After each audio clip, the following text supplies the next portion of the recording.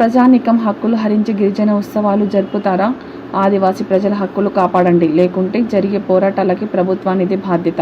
గిరిజన విద్యార్థులకు, యువకులకు అత్యంత అవసరమైన జీవో నెంబర్ 3 లక్ష్యాలను అనుగుణంగా కొత్త చట్టం తెస్తామన్న కూటమి నేతల హామీలు అమలు చేయాలని, గిరిజన భూ హక్కుల పరిరక్షణకు 1/70 చట్టాన్ని పకడ్బందీగా అమలు చేసేందుకు కేంద్ర రాష్ట్ర ప్రభుత్వాలు సుప్రీంకోర్టులో రివ్యూ పిటిషన్లు వేయాలని డిమాండ్ చేస్తూ ఆదివాసీ గిరిజన సంఘం, భారత విద్యార్థి ఫెడరేషన్, ఎస్ఎఫ్ఐ, యూటీఎఫ్, సిఐటియు ఆధ్వర్యంలో మాన్యం జిల్లా సాలూరులో జరిగిన బంద్లో పట్టణ కేంద్రంలో శనివారం ర్యాలీ, రాస్తారోకో జరిగింది.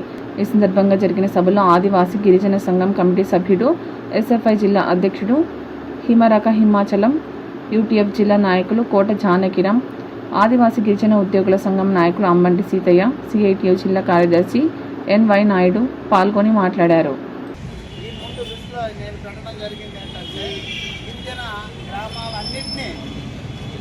షెడ్యూల్డ్ ఏరియాలో చేస్తామని చెప్పాం.